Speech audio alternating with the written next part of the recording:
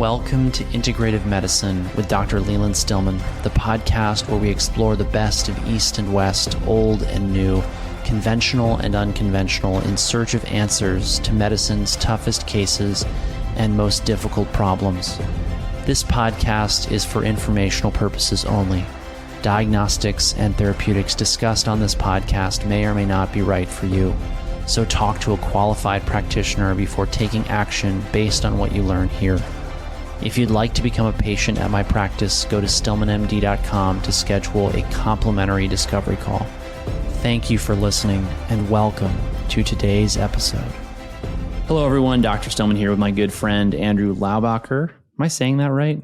Laubacher, you got really close. You know, it's funny. We've been friends for a long time now, and I don't think I've ever actually asked you how to say your last name because I see it written tough. all the time.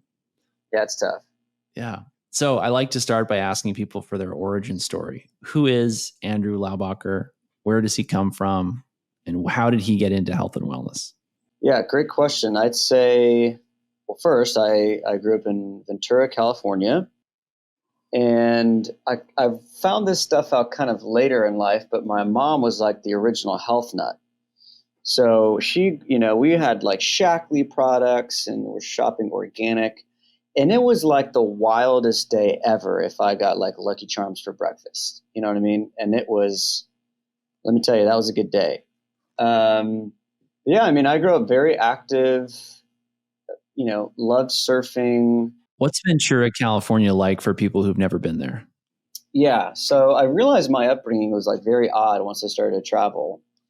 Ventura's probably, I don't know, maybe 150,000 people at this point, but compared to Southern California, we're an hour and a half north of LA, so we're like a smaller town, but we're kind of nestled in the middle of Santa Barbara's north, Malibu is south. It's really this like little California gold, this little sliver of just an amazing little town kind of nestled up, against some hills and mountains there. But yeah, incredible surfing, amazing beaches, a lot of agriculture. The Laubachers historically were farmers. So we have a lot of history in that area just with farming and a lot of agriculture. But, it's sunny and kind of perfect like year round, The one thing you have is earthquakes. Do you guys get the June gloom? We get June gloom. I'm amazed you know that. We get June gloom, man. And everyone's like so depressed and sad, Yeah. It's like, And then you move to the mid-Atlantic or the north and realize that that's 6 months of the year. And then come to finally understand why people everywhere aren't as sunny as people in California. It's totally real. And my first experience going outside of California was Franciscan University. So this is Steubenville, Ohio, in the Ohio Valley, where literally the sun is not out for 6 months. And it was the most depressing thing ever. And I didn't know any of your work at the time. So, which is funny, I look back, I'm the first to admit in the height of seasonal depression, which I didn't even know what that was, I found a tanning booth in Steubenville, Ohio, which is incredibly sketchy and incredibly ghetto. Uh-huh. And I remember sitting in this tanning bed, just like, I felt like $1 million. Funny. Very funny. But yeah, my upbringing was very outdoors, surfing. I got obsessed with surfing, but played a lot of sports. So it was outdoors, very active. My mother was, a little more on the health train. And in high school, I ate horribly though, It was just ultra processed crap pretty consistently. And I also had very severe anxiety. And I actually have a lot of hypothesis of how this came to be, and some of the books that I've ventured into reading, with your recommendation and others, is like, okay, this ADHD thing seems genetic from my dad's side, but so it might have had some greater genetic propensities to anxiety, but I started having panic attacks when I was 11 and had an amazing upbringing. Like, I have two parents that love me, like nothing major traumatic, at all. But these panic attacks really came out of nowhere and were pretty severe for years. And, I tried to calm that with drugs and alcohol and, leaving my faith. And that didn't work. And yeah, I started to realize, okay, diet has a huge impact on our mental health, but that was kind of post conversion after high school. So yeah, I was not into anything health and wellness in high school or really in college. It actually happened later for me. Tell us about it. Yeah. All right. So yeah, I'm studying theology and philosophy. I was pretty into fitness and stuff back then, but had no connection to light, saunas, sleep. Where were you? And I was in Steubenville, Ohio at the time. At Franciscan. Okay. At Franciscan. And I remember just being exhausted all the time.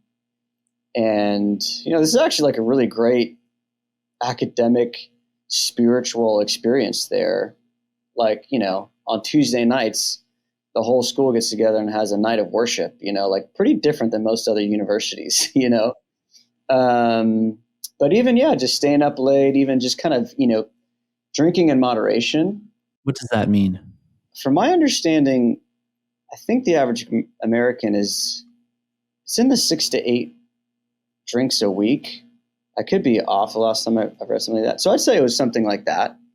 On the weekends, 1 or 2 drinks with friends, but even like, just staying up late, not caring about sleep. Yeah, I mean, I specifically remember being tired all the time and, eating at the cafeteria, just crap food. You know what I mean? I mean, I think we were like 3 levels above jail food. I would always joke, with our Sodexo company, it was like, dude, it was horrible. Like your gut adjusted for like a week when you went back to college, So I'd say, yeah, fast forward, I'm starting to tour and travel. Tour what? Give people some context. Yeah. So I was starting to play music. I started playing music when I was 12, and that was all rock and roll, reggae, rap in high school, and then had this reversion to faith, and then started playing at my church, and then at these conferences in Steubenville where you're, playing in front of about, 10,000 people in the summer. And I just started getting calls to go places and play music. And that's when I was really starting to, feel the effects physiologically. And, I've always been wired for why. I've always asked why, and incredibly skeptical in a lot of different ways. And I remember, you have so much downtime traveling in between events, and I kind of became a pretty ferocious reader of philosophy pretty early on, like at 19. And I literally remember one day, I was starting to travel, but I was working at a high school at the time as well, doing campus ministry. I remember driving in the car and just asking this question: what are humans supposed to eat? Because I was like, dude, it's not like sharks wake up and decide to go vegan one day. Animals eat what they were intended to eat. And I'm like, why is this? I'm on a lot of different social media platforms, and I'm starting to get interested in some of these topics. And one day What drove you to be interested in the first place? I'd say I started to see that connection. Well, one, I was interested in my own human experience of like, how do I help heal myself? It was the panic attacks that were troubling you? Yeah, they kind of stopped. So I started to have less anxiety in general kind of after my reversion, but it was still definitely there. Reversion, do you mean like reconversion? Yes. Okay. Yes. Would you tell us about that for a minute? Because it sounds like you clearly link the two. Yeah. I mean, so yeah, I say I was persuaded in high school from a secular worldview that science has disproven God, even though I'd say I was not a well-formed agnostic or atheist. It was you were a teenager. There's no well-formed teenagers. That's right. And it was like, dude, you want to go smoke a blunt? And I'm like, sure, that sounds great. There was no like, oh, maybe I shouldn't do that. And at the same time, I have a faith, a Christian home, and I'm, lying and hiding all these things. It's not like my parents knew. I was very good at hiding all this stuff to a certain extent. I threw a couple ragers at my house and got caught for those, After high school, I was caught by the cops, and sitting in the back of a cop car. And in that moment was like, I don't think this life is really what I want. And then, standing in front of a judge where these guys have multiple DUIs, I just see the path that I'm going down. And I actually didn't want anything to do with faith or religion. I was just like, I don't want to be in this situation again. Like, that sucked, And then I got invited to go on a retreat. And then that experience definitely had this kind of reversion conversion experience. And then I'd say that led to a deeper intellectual journey that, began this really search for truth. And I was watching hours of debates between Christopher Hitchens and Sam Harris and Daniel Dennett and Dawkins and all the new atheists with all of your top theist thinkers, that I could find. And I was like, there's actually really highly historical, reliable, scientific, philosophical arguments for this like reasonable inkling that most humans have had for hundreds of thousands of years, that there is something bigger than us, What was the experience on this retreat of going from disillusionment with the direction of your life to suddenly then reconfirming your relationship with God? Yeah, I'd say it was a plethora of things, at these events. It's like, there's time for prayer, worship. There's a lot of, preaching, and like everything just hit me. And I've been on these retreats before, but I would go back to the party scene. But for whatever reason, just that, low place in life where I was really realizing like the hedonic treadmill of just pleasure was extremely unsatisfying, even at that age, and super drama filled. Like, yeah, hookup culture is like extremely dramatic, like all the time. And that was just adding to the anxiety. And I'd say like turning to marijuana and alcohol, these things that I was trying to calm this physiological anxiety I felt kind of just exacerbated the problem, So it was a combination of things. But at the end, I was like, yeah, I had this experience in prayer that was like, I experienced God's love. And it was like, wow, I need to change, So I'd say it was definitely an emotional experience. And then post that was this deeply intellectual search to confirm in some ways. And also like through the years, so many ups and downs intellectually. I'd say I've questioned my worldview than most atheists I've actually found. Like, there's very few people that I can connect with that over the years have like had some dark times through the journey of faith, but yeah, I keep searching and I keep finding, and ultimately that kind of led me down these rabbit holes of wellness. I got fascinated with Jesus's healing ministry specifically. So that's actually what really started to interest me. I really loved healing, and that was like at 21. And I noticed I was going to a lot of these events, and this is when I started playing music and traveling, and people are asking me to pray away things that I'm realizing I'm starting to find out are like diet and lifestyle related. Did you see any, you clearly relayed a profound experience yourself with God's love that I think you would, I just want to confirm this. It led to a lasting shift in you that led to significantly less anxiety, correct? Oh my gosh, 100%. What percent improvement would you rate that? Well, here's the combination of things that happened. I haven't had a panic attack in, it's been over 10 years. If you would have told me at 18 that I was going to be, a 1,000,000-miler flyer sharing, the gospel around the world, I would have probably had a panic attack and died at that moment, because I couldn't get in planes. I was terrified. I was literally terrified of flying. I couldn't travel places. Yeah. My anxiety was that severe, and I have family members, that don't drive long distances, that I really thought I was going to be just stuck for a long time in this little town in Ventura. And God has radically changed a lot of those things, but it was also, I believe, this holistic approach to healing that I began to discover. So if 0% is where you were with your anxiety at its worst. And 100% is totally and completely as magnanimous and anxiety free as, let's just say, Jesus Christ. Well, that really doesn't. I don't know. It's gonna be tough. Let's start over. Yeah. 0 is where you were at your worst, and 100% is where you'd like to be. Where are you now? Yeah, I'd say I'm in the high 80s, low 90s. And like there's definitely What percent of that improvement would you relate back to this very specific healing that you had on this retreat? Yeah, I would say it was a large chunk. I mean, I'd say easy over 50%. And then I'd say the last 30% has been through nutrition, sleep, discovery of the wellness world, and then implementing those things in my life. Plus, some forms of therapy. I didn't find any of those things helpful, / any SSRIs did nothing for me. So I'd say the last 30% has been,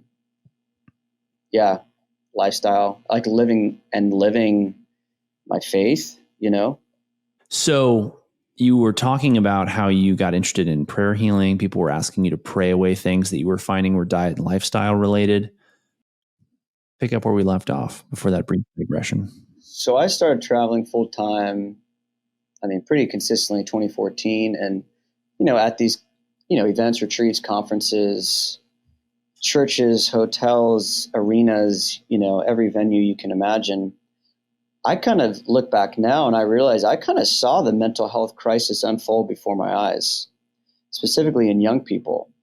And, the addictions to pornography. This is when the phones, smartphones coming out, social media.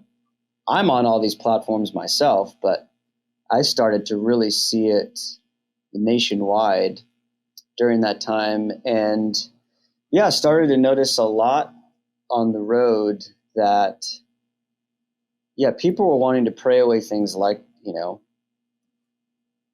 different chronic diseases that I started to see, learning when Dr. Mark Hyman, he was kind of my gateway into this world just by chance, and starting to realize, okay, food is information. And even experiencing it myself traveling on the road, eating really poorly, like retreat food life is very bad.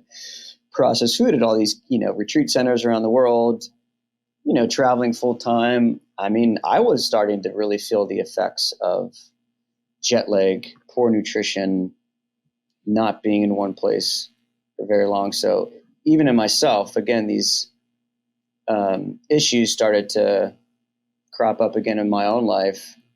And so it was kind of initially, okay, I'm seeing people like really sick and wanting me to pray for healing. And we did pray for, a lot of people. And I actually did see some things that I would say there's probably 4 or 5 healings that I saw from prayer that I scientifically have like before and after results from, where like one of them, and I still have seen this woman over the years, which is kind of wild. She came to this conference in Northern California, torn ACL, MCL, crutches, brace, the whole thing. And me and some friends and a whole group prayed over her. And after the prayer, like she took the thing off, was walking, was totally better. And then like every year I'd see her at this conference and she would tell with me, like the physicians that she was working with have no idea what happened. Yeah. They have no idea what happened. Code for they don't believe it. Right. Like she shared with her physicians that she was prayed over and like everything's reattached, no pain, walking up steps immediately after. Things that, she just couldn't do before. So there was things like that, even like some Lyme. I saw some, cancer healed, some pretty substantial things. And, but that wasn't, every week. And I noticed that people were going back to these lifestyles of horrible eating, incredible amounts of sugar, no sunlight. So I really got fascinated with how do I really help people heal? And then really, how do I help heal even myself as I'm on the road, kind of destroying my health? So Dr. Mark Hyman was kind of that first guy that kind of like opened me up to this functional medicine space. That just led me down again. I mean, I I'm pretty obsessed with truth. So I was like, again, that question in the car one day, what are humans supposed to eat? All of a sudden just set me down all the rabbit holes. And that was kind of the beginning of my search that led me to Greenfield, which led me to you in 2020. And really looking to help people heal holistically. I've kind of found myself playing these conferences around the world. Just like singing songs wasn't enough for me. Like I wanted to help people more. And I remember sharing this. It was 2020, January, probably one of the biggest shows I've done till this summer, actually. It was 10,000 people in an arena in DC, and I'm playing up there. And, a lot of people are like, dude, you've made it, man. Like, this is it, and I'm feeling incredibly empty inside. Like, I'm exhausted from travel. Like, it looks so cool on Instagram when you're in planes and, playing in front of thousands of people. And it's just not, it's really not the reality of the situation. You don't say. I know. And you're there, and I'm there playing, and it is an amazing event. And, I know, hope, God's blessing people through this music. But on the inside, I'm just like, dude, I can't keep this up. The funny thing is, I canceled all my gigs March and April of 2020 prior to COVID. And I was praying that whole time, like, God, I need to slow down, just flying 150,000 miles a year nonstop. Really, again, neglecting my health, starting to discover these wellness principles that I'm like, wow, I'm not living any of these, and then, COVID hits. And I'm in Jerusalem actually playing music in March of 2020. I'm pretty sure we all got COVID there. We were like some of the first patients, I think, in at least Jerusalem. That hotel I was staying at was like on the news as one of the first hotspots, whatever. So yeah, I fly back and I'm like at the beginning, this is when we all die. So I'm like, well, I at least want to go surfing while we all die. I'm like, I want to surf a huge wave while we all just get wiped out, So I fly back home to California, and I'm mostly doing online events. Mind you, at this point, I'm like 2 to 3 years. I went back to a flip phone, deleted all my social media. Wow, early adopter. I was doing this weird experiment, and yeah, I experienced all the negative effects, I'd say, of living a digital life from the social media standpoint. So I was this weird worship leader dude playing music with a flip phone and no social media. And but during that time of COVID, I did all these online events on Zoom, and I was like, dude, I don't know how much longer I can do Zoom events,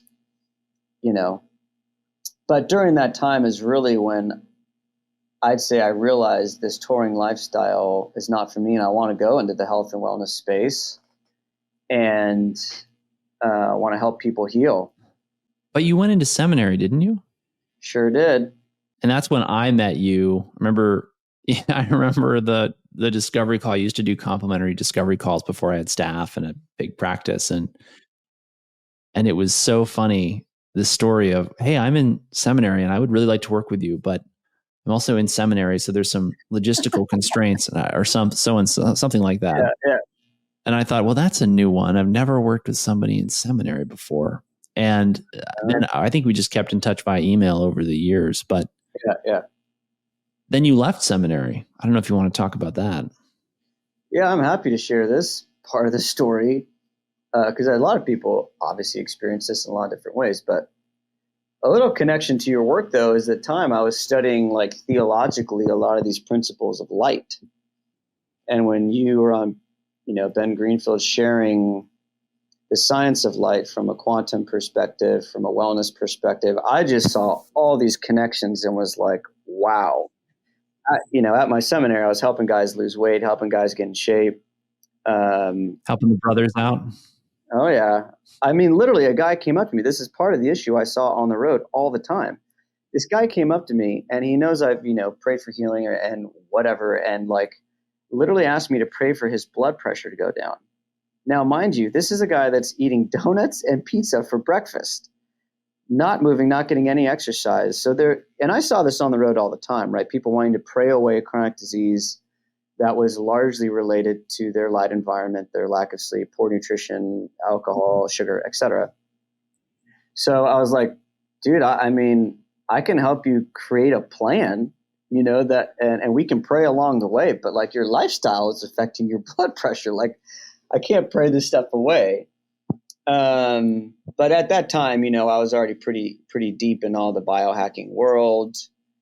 And, so during my seminary, I mean, I was essentially a monk. So when people ask like, what is seminary? You literally pray and study. That's really all you do, and it was kind of an incredible time for me in a lot of ways.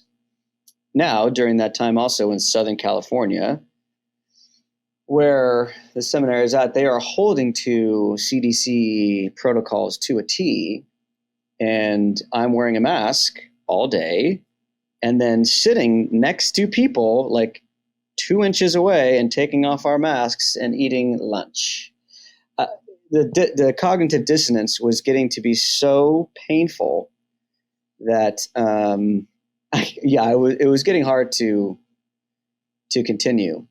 Now, it was about a year and a half in. This is when all the COVID mandates with vaccines are in full swing. My seminary decides to have a vaccine mandate where you need to be vaccinated in order to stay and continue to study. And that just wasn't an option for me. I knew my wellness, status. I was taking vitamin D, magnesium, getting proper sleep, in the best shape of my life. I'm pretty sure I already had COVID, so had already been immunized naturally.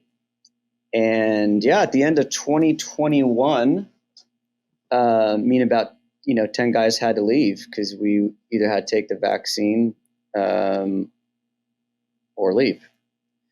So that was the end of my kind of discernment period.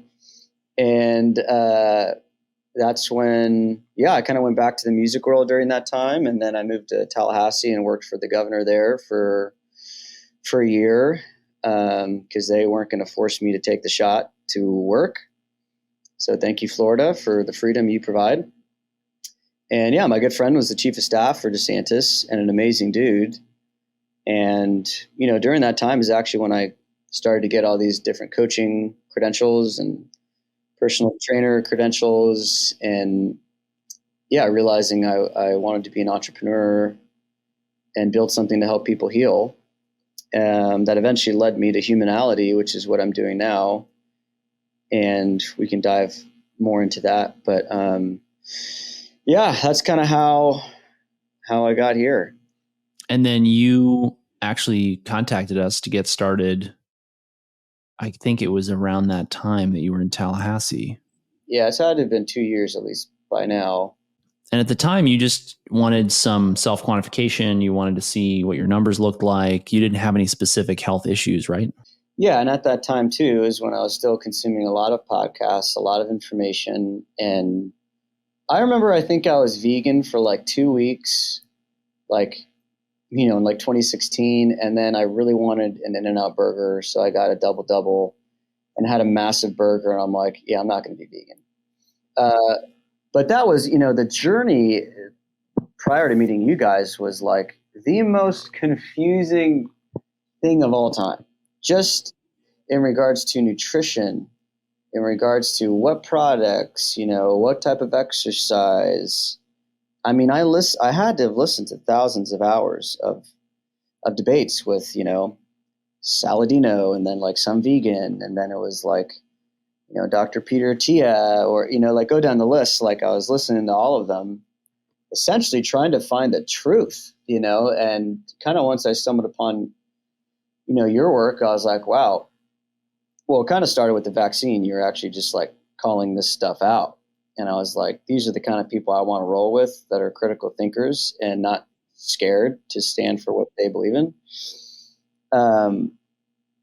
but there was so much confusion along the way, and actually would cause, some levels of anxiety of like, EMF world, am I doing everything I need to? The formaldehyde or whatever off gassing from my bed, or, like everything just got so overwhelming that I started to have to like really take some steps back from a lot of this content, because it was just like, one, expensive to get every biohack.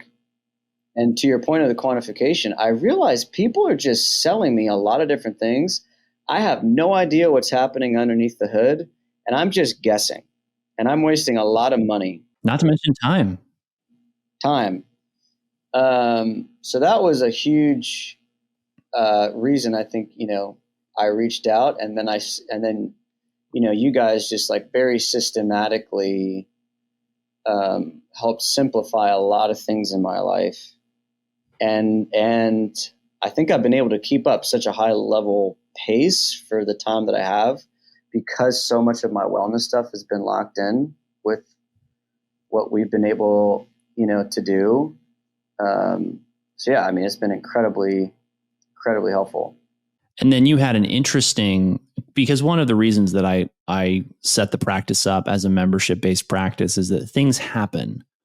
And you were in Dallas, and I remember your initial labs, we had a couple of changes that we recommended that you make. It wasn't very much. A lot of what we do is to help people understand what things they don't need to worry about, almost more than what they actually need to do. I call it simplifying the clinical picture. But then you moved to Dallas and you had this interesting run-in with mold. What was that like? Yeah, and it's funny because I listened to a bunch of podcasts on mold. Like, I thought I was like totally well informed with that. Like, I'm sauning very frequently. I have my sauna space sauna in my apartment. I feel incredibly locked in. And then I start getting really weird acne, which I never had severe acne in any capacity. At this point, I'm 32, 33, and just started getting really weird acne. Even my mother's like, what's going on with your face? It starts to get really irritated, red, spread out. That's in maybe August. And I remember, my sink broke in my little apartment and water spilled everywhere. And they came in and fixed it and, put some towels in there, put some fans there. Air it out for a couple of days, you'll be fine. In the back of my head, I'm like, this smells, and this, like, to me, could be some mold, But I honestly really just didn't think it was possible. It's like, I'm going to air it out, it's going to be fine. That musty smell stayed underneath my sink, for the coming months. So mind you, during this time, I'm traveling again, nonstop, for work. And this cystic acne starts to get pretty severe. And we are going, so now I'm like, okay, we got to start doing some testing because this is just off. I'm trying to, I'm as tall as Tom Cruise, all right, and Lionel Messi. I'm 5'7", and I'm trying to put on some muscle, and so I'm eating a lot of rice and, a lot of vertical diet, kind of meals, trying to put on some weight. And while I'm, constantly traveling, which is very difficult to do on the road. So anyway, I'm thinking, okay, maybe there's something diet related. So we go through some allergy testing, actually discover some stuff on that end, which might have been, one of them was white rice, which I was eating copious amounts of, which from my understanding, you can correct me if I'm wrong here, is that if you overconsume some of these grains, you can eventually become allergic. Any food, that's true for, which is part of why I like to preach variety. Variety is the spice of life. Variety is wise when it comes to your diet, because if you look at the populations that have the lowest risks of autoimmune, allergic, and chronic degenerative disease of any kind, one thing that is very much a commonality between them that almost no one talks about is that they have an incredibly broad-based diet. So that's one of my top dietary recommendations to people. Yeah, and I was trying to get a lot more calories in, so I was like doing a lot of rice. The funny thing was, it worked. I had probably the most muscle mass and weight that I've ever had. During that time, my face is now breaking out. And anyway, we do the allergy. There's a couple other things that were on there that were helpful. And then, yeah, we kind of eventually zoned in on environment. And I remember us being like, well, why don't we check the environment? I'm like, well, if I'm going to guess, I bet it's probably something underneath my sink, you know? So sure enough, do a test that you recommended with real-time labs, I think. That's a blood test. I would have recommended a Hertzme test to look at actual mold counts. But what I remember about the test or the story was the minute you said my house smells like mold, I immediately thought the mold is guilty until proven innocent. And you really can't, I say that sort of jokingly, you can't really prove mold innocent in my book. The mold is always guilty until the patient is well. And so I immediately said, bail on your apartment, wherever you have to go there. What's interesting to me about your case in this story is that you got complete resolution of all of that in a matter of months. Well, I was actually thinking too, I did do a test. Did you do a real-time labs test? Yeah, because you were trying to get after you're trying to dispute you wanted some compensation for the fact that the property management firm did not handle but the thing people don't understand as tenants is that property management firms, particularly builders, they have the terms weighted in their favor. We have a friend right now who the builder allowed mold to contaminate some element of their HVAC system. And it was known before they moved in. They tested, they found it was elevated. They weren't feeling well. They ended up leaving the house. Now they've got this beautiful brand new build that isn't livable because, and of course, like I said, they've created a legal framework or what's the word I'm looking for? A legal climate environment where the terms are always weighted in favor of the builder or the property management firm, which is part of why being a mold savvy consumer, whether you're a tenant or a homeowner, is really important because I've seen it when people won't move out of a mold damaged building. I don't have any expectation of them getting results, no matter how much money, time, and effort goes into the case. And I'll tell them that, which is why usually when I'm confronted with a scenario like this, where there's a question of, well, it's just some mold under the sink. I am not living in a flooded basement apartment post hurricane. I'm not, watching my drywall fall down and crumble in my bedroom from the mold that's been eating it for months. Those are extreme scenarios where usually people in the entire family in the building are sick. This was a scenario a lot of people would have said, well, I'm just going to tough it out. I'm going to buy an air filter. I'm going to open the windows. Those are nice in theory, do not work in practice, generally speaking. But what's so interesting to me about it is that so many people in my world, the patients and the providers will zero in on the mold, and then they'll completely miss the fact that this may have triggered an unusual food allergy. And that's also why I'm so enthusiastic about the allergy testing that we do, which is not anything that I see anyone else doing. And I think it's the best test out there on the market. What was your experience with that test before and after? Like, how quickly after you made those dietary changes did you see your health improve significantly? To me, it was largely the mold. So actually, I did the test. 4 out of 5 species of mold were present, and they were 100-fold higher than normal. The test kit says if the overall number is at 15, it's uninhabitable and you should move out. My number was 34. So it was like severe. I did a third-party mold test. The guy found it, took pictures of it, shared it. I mean, it was severe, right? So I got out of there, flew back to California and definitely stopped eating, the rice. I think I was allergic to cinnamon, which was funny as a kid. I remember always having cinnamon and getting like a really dry mouth, and being like, why does cinnamon like not sit well with me? So it's funny. It confirms some of that. I'd need to probably look back, and they weren't all like really major food groups necessarily. No. So leaving the mold, and then you put me on some supplements. And the funny thing was, I think I lasted. So I had severe acne. It was getting very bad. My gut was definitely starting to not sit well in general. Mm-hmm. But the funny thing was, I'm living in this one bedroom apartment where the kitchen's right there, my office is right there, my bedroom's around the room. But I had my sauna space in the apartment. So every day I'm living in a mold infested environment and then I'm sauning. So I actually think the reason I lasted that long Was the and sauna. that's such severe was the sauna. Yep. But once I got home, I mean, I did consistent sauna. We did some supplementation. Obviously cut those out. But I went pretty heavy on the sauna. And I believe I did a mycotoxin test in January, and I moved back to California at the end of October. And I think we talked about that test isn't the best to measure really mold exposure, but it came back like totally clean. All of my symptoms have subsided, and I have had zero long-term negative effects, on any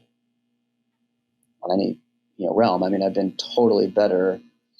It was getting out of the environment was huge. But we did some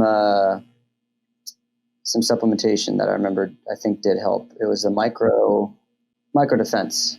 Yes. That was when I was wondering if it was maybe something else going on in the gut.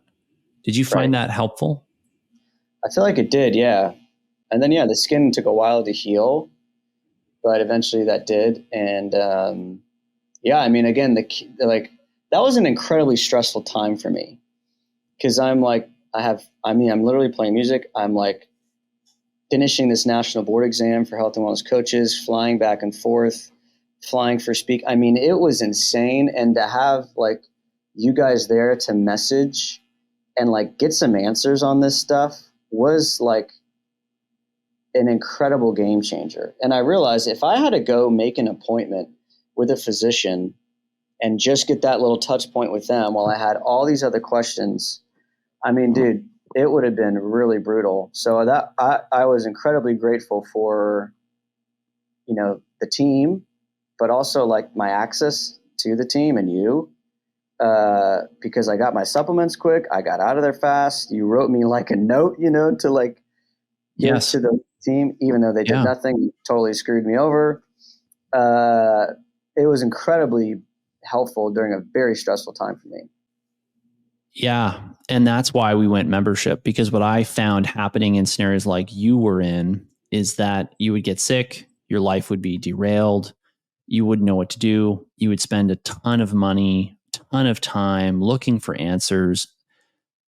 Most people in my world book out 3 to 6 months. Some of them have year-long waiting lists or more. And what that means, practically speaking, when you get sick is that you have no access to care except the conventional care that you're used to and that you're disillusioned with. And that isn't going to help you get to the bottom of this problem. It's going to be, hey, you're not dying right now and your labs are normal. So until your labs are abnormal or you're dying, then, or we have some kind of discrete diagnosis we can hand you. Or another caveat to that, right, was a lot of people with say cystic acne would end up going to a dermatologist who would try a bunch of creams, a bunch of pills. Then they would wind up maybe going the laser therapy route or, various other anti-acne treatments without ever getting to the root cause, which was, and this is where the sequence of events becomes, it's academic what made you sick. Did the mold derail your digestion, which led to something like, say, SIBO or a microbial imbalance that then led to acne, that then led to this imbalance in your tolerance or your lack of tolerance for various different ingredients? We have no idea. And that's okay. We just know what we needed to do in order to get you better.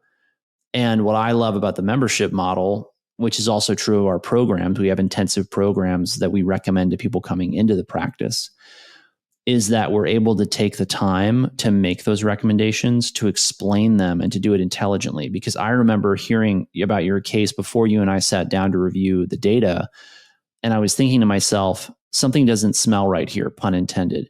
This guy is young, he's healthy, he's health conscious, he's had no history of any of these problems before.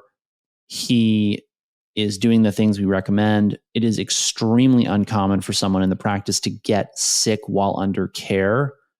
And I always go back and look at those cases because I'm very concerned with quality control. And invariably something has entered the clinical picture that, they didn't know about, we didn't know about, which is why we actually have a system where we go through different questions with every patient. And this depends on the membership or the plan or program, because we can't afford this amount of time in some of the tiers of membership. But the goal is to find anything that's going to derail their progress. Because the most disappointing thing to me as a clinician is when we've done the supplements, we did the lab testing, they followed through, they did the work, they showed up, and then we find out, oh, you were living in a moldy building, and that's why you didn't get progress. You were eating a food you were allergic to, and that's why you didn't see results. You were inundated with something like EMF or toxic light, or you had a toxic relationship, and we didn't figure it out. Now, figuring it out is just the beginning and maybe half the battle. Figuring out what to do about it, depending upon the complexity of the problem, how it plays into your life, that's a totally different story. But, when your goal is maximizing results, getting people really significant, durable progress in a short period of time, you have to stay focused on these fundamentals. Otherwise, you'll lose. And so I was really glad that we were able to, and that's why, again, I love the memberships, is that I didn't have to get to know you from scratch. I already knew the case. And then it was pretty easy to find the problem. And we found it early. I mean, imagine where you would have been if you'd spent 6 months getting an appointment. Totally. Yeah. And it probably happened in June. I started to see symptoms in August. And then we really discovered, went through a good amount of testing, which obviously was expensive. But to me, coming out in October with a clear answer and not having to spend more on, because I was going down all the acne product route. I was going down all that stuff. And yeah, that would have been, endless. And there's a few friends right now I actually have that are literally going through the same thing and don't have, I think this level of care. And it's like, man, it's brutal. And, people usually share like, oh, because I share Dr. Stillman's work a lot. And I'm like, yeah, I go to Florida once a year to do this, have this continuity of care. And, people always make fun of me for trying to be this health, nerd. And I'm like, okay, we're all going to die of something. I get that. And like you're going to get some rare disease and die of something young. It's like, that doesn't negate how great I feel right now. Like what I'm doing now, like it feels great to feel great. And the investment, now of maybe paying a little bit more money for some type of membership or that flight once a year, I have found I'm actually going to be saving hundreds of thousands of dollars, I think, eventually, statistically looking at the reality that most Americans are going to be getting sick in the next 10 to 20 years from some type of chronic disease, from some type of cancer. So I actually find what I'm paying up front for these things now pales in comparison to what most Americans are going to be spending in the next 20 years. And so I think the investment I share with people is like, okay, you're going to pay a little bit more money now or a lot later. You can pick. Much of what I try to do in the memberships and programs is to train people to be healthy, because that's the greatest service I can really offer them. That's why I love quoting Hippocrates, the father of medicine in the West. The greatest medicine of all is teaching people how not to need it. And that's my goal. Most people don't show up with that mindset. They have to be invited to adopt it. And then we have to compete with all the other things in their life that lead them to say things like, well, I just want you to tell me what to do, or I just want you to make it simple, which I respect. We've all got goals. We've all got hopes and dreams. We've all got a limited amount of bandwidth. I have the luxury, so to speak, of this being my whole life. But I say that, and the funny thing about it is I actually live so much smaller than I could. I could see more patients. I could do more consults. I could work more hours. But, the reality is I'd rather be able to I'd rather be able to still put the money I need to into lab supplements and my self-care and live smaller on these other things. By far, the people who get the best results in the practice have the same mindset. And it's when you really step back and look at the numbers here, it's chilling. I mean, think about it. If we set you up for success so that you don't have any comorbidities or illnesses, chronic diseases going into later life, we're dropping your risk of death by significant proportions. And we very commonly find people who are in the moderate to high risk category for heart disease and bring them into the low risk category in a matter of 6 to 12 months. And even if you're not changing that risk level when you're working with us, if we train you how to think, we train you how to live, we give you these healthy habits, we show you the way, we are dramatically increasing your likelihood of having a long, healthy life, at least in my view. And that to me is, I mean, I'm biased, but I think what we do is invaluable. So. Oh, and I even think of one idea, one instance of my labs where like my LDL is high, and it's like you've read all the stuff on like cholesterol and that whole argument. If you go on YouTube and try and listen to like Dr. Berg or Saladino or some other physician, it's so confusing just to get a read on what is cholesterol. Should it be this number? Is that too high? And I remember, having mine be a little high, and then us doing a little bit more, deeper into ApoB and some of these other metrics. Like I wouldn't have gotten any of that, and I probably would be on a statin, but you kind of like have looked at, like cholesterol and things, and like that wasn't something to be, super alarmed with, which like saved me the time of having to read and study all the different clinical studies on cholesterol, you know what I mean? Right. So that's incredibly, valuable there, because you're not necessarily giving like the standard of care in the normal medical system, which I have a lot of issues with myself, like how that process has looked. So just little things like that I've also found very helpful insofar as like, I know you've done the work on those things, and I can trust that you're not just doing what your average doctor is doing, which is just, here's a drug. Andrew, thanks for joining me today. It's been a pleasure chatting with you. Hey, I point people to Dr. Stillman as much as I can, and happy to be on the journey together. Where can people find out more about your work, potentially work with you? I don't know if you're taking clients as a coach, or talk to people about humanality for a minute. Yeah, my main work now is actually humanality. So that word is humans engaging reality. We're helping people detox from digital addiction to phones, screens, social media, pornography, gaming. We run little villages, I call them, at universities where students go through a whole protocol to be more fully human and heal from a lot of these negative effects from the digital landscape. Dr. Stillman has been a part of our curriculum, and you can go to humanality.org. We are not on any social media platforms, but my coaching kind of focus is all in that realm. So really helping with the technology piece, and how do we use it with intentionality, right? Like we're all using technology right now.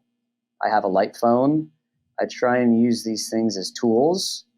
But that's our main work, and we're looking to help families, individuals, and high schools, and really help people get their time back and live more like a human being.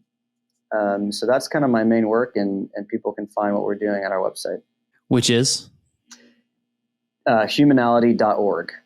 Do you want to spell that for the? Yeah, human. It's just human. HUMANALITY.org. And are you taking clients or? No, I'm really investing all of my coaching, practice now into humanality. So, we're essentially going to be launching these villages for families and implementing a lot of, there's so much connection with what you guys are doing too, but, having families come together and learn more about, the science behind what technology is doing to us, and creating new challenges in your day, like walking, 3 times a day for 10 minutes, and no phone in the bedroom, and, don't don't have your phone at meals, no phone in the bathroom. We know people aren't going to the restroom for 45 minutes, and staying scrolling on their phone. So I'm implementing a lot of, my interest there in the health and wellness world in our kind of digital detox in-person villages. So that's where I think people, if they want to, have a better relationship with their technology, they feel like they're just wasting time, getting stuck doom scrolling. I think we're going to be like the premier movement that helps people live in reality. Big fan of that right there. So I encourage everyone to go check it out. Thanks for joining me again, Andrew. It's great to see you, as always. Thanks, Doc. Great to be here.